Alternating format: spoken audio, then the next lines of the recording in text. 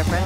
Let's see, ladies and gentlemen, the changes, the adaptations from both of the coaches as we head into the drafting phase for game number 2, presented to you by the official tournament smartphone Samsung Galaxy S25 series. It looks like both teams have actually opted to stay on the same side. Phobia's once again banned out, alongside with the Matilda and Harris, so still the exact same Jushin Panty. Oh, but this is the difference. Luo Yi is left open for grabs now for RQ to pick up if they want, with the Joy being banned out. Are they baiting it, right? Letting RQ take it in exchange for something of even greater value? That's quite concerning, man. Considering that Navi banned both the Luo Yi and the chip, I feel like that just shows how dangerous that macro gameplay is. So, if Navi wants to go for the Granger, let's say, by letting RQ get one of those tools, but then RQ can just play the flanking game and still neutralize that amazing front-to-back that the Granger provides for the team. I think Suyo would be a good option to go for, and they do decide to go for the Suyo. Now that the Joy isn't up for grabs, I really wonder what Navi have planned here. I think picking up the Granger will be good, but then you're going to have to be careful of the Irithel pickup that will surely come through with Toy there. I think safe choice for GS would just be to go for the Gata Kacha. That's what I think. Gata Kacha. So no Luo Yi? What? So don't pick up the Luo Yi? Luo Yi... yeah, I don't. If they're confident in X Magic, I think Gatot Luo Yi could come through, but I think the safe one would be Gatot Granger. Okay. Gatot Granger, I like that idea as well. Again, because we've seen the Gatot alone being a great counter to the Granger, but Navi, they make the first move, they get the Granger and the Luo Yi. Right, so no real flank potential just yet, but again, we just mentioned the Gatot Kacha can fill in that role. The chip, I wonder, is that on the table, right? It was banned, so it's definitely relevant to the discussion for now. So you think Irithel may use the chip? What's the next pick? CC. Why CC? CC is like the only laner that cannot lose right now. Like CC is him, well CC is her technically in the XP lane. There's no way to beat the CC in lane, you got a ganker. That's really good. Dyren also a comfort pick. Irithel, good counter to the Granger. It's a counter matchup, really good against the Granger. So that's why we see the Irithel. I think this is a great start for RQ's draft. I think they were also expecting the Gatot Kacha to come through for Navi. That's why they ended up going CC. And by all means, the CC can be a great tool to dive backwards. If you can get the CC right onto the Granger and the Luo Yi, these are both heroes that aren't really all that mobile, right? Unlike a Moskov, it can kind of be a bit safer, have some self-peel. The Granger and the Luo Yi, if they're just run down by the CC, it's a dangerous situation. So fully expect some more crowd control from Navi, I think. They have the Badang right now, but I feel like after game number 1, where they were kind of comboed, they would want to find some more. I mean, they're going Badang again, but I didn't really feel Kars' presence on the Badang in that first game. I personally think the Badang is good, especially on Kars. Like, I saw a lot of the things that he wanted to do in game 1, but unfortunately the enemy team just snowballed out of control for him to actually be impactful. The rest of the team weren't able to, follow up completely. So with the Luo Yi, they should be expecting to win out early game. Hopefully a bit more with the mid-prio, but yeah, Hanzo does get banned.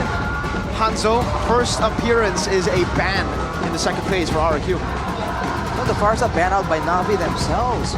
I wonder if they're intending on going for something like a Yeve. When they're talking about distance, that usually comes to mind. But for RQ, there's a little bit more options they can try and go for right here. All 3 heroes so far are pretty mobile. They can kite back, they can kind of chase forward as well as go for dives. I think they really want to round this out. They can either go for a full dive with some more combo, or they can just go for a full mobility type of move. But also remember that Navi haven't yet to pick up a jungler. Yeah, exactly. Right? So do you think Nolan? Alpha? What's the answer? I'm thinking either the Alpha or, well, the Hayabusa is also up for grabs technically. True. But Julian was a pick that Aether was able to utilize quite a bit in the previous season.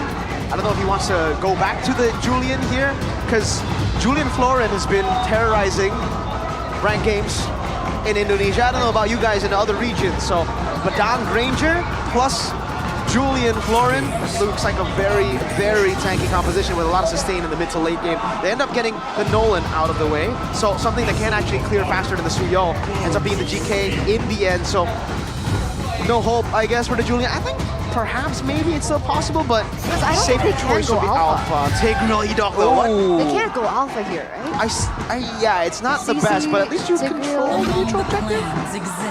You can farm a lot because again, getting to level 15 very fast is a big prio, and up against a Suyo, it's going to be interesting. The Hayabusa comes through, but this is going to be a signature pick for Rins as well on the Eve.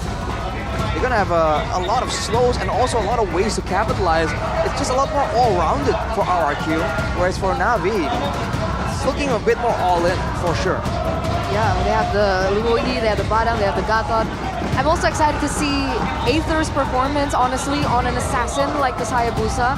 How he's going to be able to live up to that assassin nature that he once had.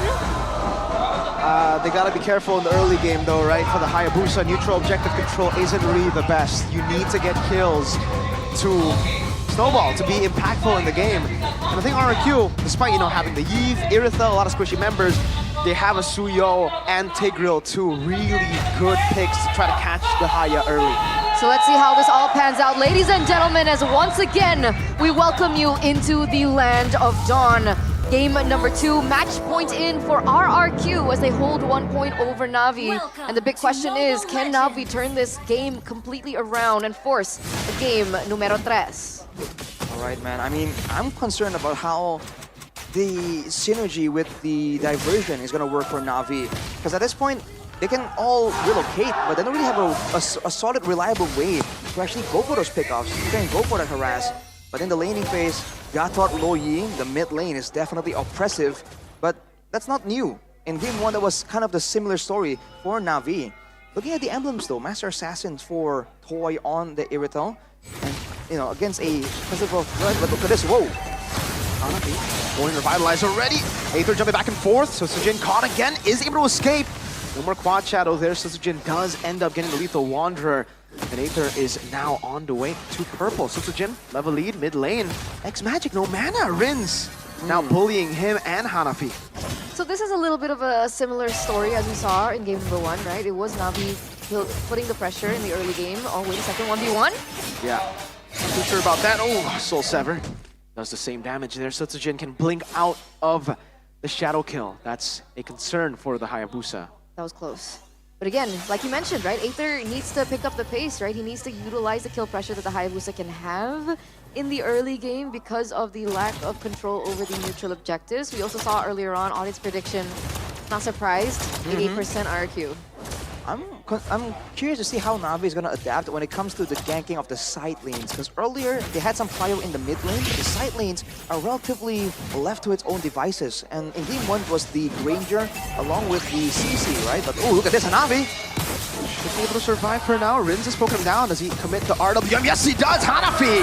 First blood to Rins with the real world manipulation, and that means it's a free turtle to RRQ. Yeah, really good timing. I mean, you wouldn't go full in with the real world manipulation had it not been for that neutral objective, but RQ's timing was impeccable. No Hanafi, and Navi once again loses out on the neutral objectives. But what's the answer now from Navi, okay? Because we also mentioned that they shouldn't have a say in the neutral objectives, but where's the kill pressure from this Hayabusa? You have to wait and see where it comes from the mid lane, because right now Hanafi is still level 3, right? They're gank potentials, but it has to start with that diversion play, because otherwise, then this Loy just isn't being used to its full potential at all. You can see the invade already happening here. Aether have to back away from... He uses Retribution on the green camp. That means RRQ could actually try to go for purple? I don't think they're going to risk it. Okay, they end up not going for it, but they will try to control top side of the map now. Oh no, I'm worried about Shive. There's a chance he can get ganked right here. It's a Yve, after all. The poke. Just poke, man. And Yve, always great at poking. But look at RRQ here, already setting up, sending Edok, looking for a chance. And Aether has to be careful here. Flicker. And that is a... Oh! No, Aether gets away. Edok tried. Aether responds over, burning the flicker and the implosion for just a quad shadow. Oh, wait a second. Mid lane, RWM, Purify out. X-Magic gets away from the immobility field too, so able to escape from some of the threats. But they are buying time, right? That's the thing, right? Even if you don't take down the members of Navi, forcing a recall also gives you a little bit more time to move around the map and to set up earlier. And we can see RQ using that sort of in holding that 1-3K gold lead. What about the items? Do you see the differences? Wait a second though. Stars going to be forced to flicker out there. He has the Thunderbelt completed already, so he's trying to stack out, but you have to wonder if it's a bit too late. He's not really being part of all these fights, but Edok forced to dash out away. I think Navi has a good chance of trying to force RQ's hand. Let's see how they play around this. If they're going to use the diversion at all to maybe send someone towards the back line. No flicker from Hanafi. Cars. Gonna the CC down. AOG and a fist crack Rins. Cut down. Oh! Still able to escape with a flicker. Now Shibe trying to gun them down. Edok very low and Hanafi won't be able to get the kill. Oh man, miscoordination in the back. It's a flight from Toy. Sutsujin deals with the Gatot Kacha. Toy gets a double. That's a 3-4-1 trade. That's it. RQ. They get her hand in the neutral objective in the team fight as well. Only losing Dyron. RQ once again back in control. Oh man, nothing is going well for Navi right now. They went for the straightforward approach in that fight, and it almost paid off, right? They identified overextending members. They tried to go for wins there, used two ultimates. It just wasn't enough. RQ, you can say they got lucky there, man. 2 members surviving on a sliver of HP. But at this level, I mean, luck can be considered some part of skill as well. How did Rin survive? I have no idea. He should have been taken down earlier there. Just flickered out very much last second there. Ooh, look at this though, Dyron. Yeah, a forced shadow kill. Aether can go back here. Oh. Dyron is just having fun. He knows he has the War Axe and the Brave Smite to help him with the sustain, and he actually gets away against the hot assassin. What I don't understand is Navi committed to that neutral objective, even though Aether was 1-2 levels below Sutsujin. What do you think was the idea? I think they wanted to go for the kills first, right? The whole fight started not with a 50-50 on a turtle. It started with the pick-off attempt onto Rins. Unfortunately, it did not work out, but will this work out, actually? Oh, they got spotted, man. Yeah. Huh. Shibe walked out of the bush so early. I think tunnel visioning on just creeps. And they divert, what's the term? They went with the diversion to their own side of the map. Usually you see more of a flank route to be a bit more unpredictable. But Navi, they have too many tools to flank. They're not using any of them. They've done that twice in a row now. They're playing the diversions very safe. Is it a little too safe? Do you think they should be being a little bit more aggressive with it? Nice prediction. Yeah, I think it's okay for now. Because I don't think you want to go and flank when you're behind 3,000 gold. I think it's going to be a bit too dangerous, especially with the threat of a great implosion from Edok, right? That might be what they're really concerned about. But right now, even the Granger prior that we talked about being so important hasn't really been allowed to be put to good use by RRQ. There's not a lot of moments where RRQ just stands there taking the Death Sonatas from Shibe. In fact, it's Rins poking him down with the advantage with the spam ability. But look at the way that RQ... Oh, wait a second. I mean, they're all inning on Edok, but he's fine. Goes into the flicker implosion, catches them. The Hayabusa goes for the shadow kill, but it's Hanafi who's now caught in the bad spot, gets taken down. Only Edok down for 3 of Navi's members. They wasted all their resources on one hero, like you mentioned earlier on, and everyone else was able to capitalize over it. That information as well given to Toy, being able to jump into the back line and dish out that damage. It's yet another unfavorable trade for Navi. So RRQ is forcing Navi to react to literally everything. If Dyron walks up too far, Navi has to retaliate. If Edok walks up too far, they have to do the same thing as well. They just could not have any... They were concerned about the counter-engage from the Tigreal. So usually, it makes sense. Jump on the Tigreal. There's no chance for Edok to go for the counter-engage. But they were unable to secure the kill there. And it allows RRQ to get a massive fight. Oh, shadow kill, doing a bit of damage. Oh, Aether. Dyron, curtain call, place on him, no quad shadow, they're going in, the fist crack, forced out of it, Dyron! Playing the yo-yos in the vicinity of the base turret, does not matter. Toy gets a turret downtown, and it is all RRQ this game. He tossed the coin. Aether tossed the coin 50-50, and unfortunately it landed on the one that he did not predict. Losing that out, trying to make a Hail Mary play onto Rins didn't quite fit the bill. Let's take a look at the items now. Yeah, just not enough damage there for Ether. Only on 2 items right now. Whereas for Rins, despite not having any defensive items, he was able to survive quite handily there. That's because RRQ just walks around together, right? Partially in order to actually deny any kind of pick-off potential using the diversion. But Navi, again, just are out of position, man. They just have no idea what to do, how they want to play these fights. RRQ are the ones calling the shots again and again. Wait, was that Chide with the Sky Piercer? Yeah. Oh.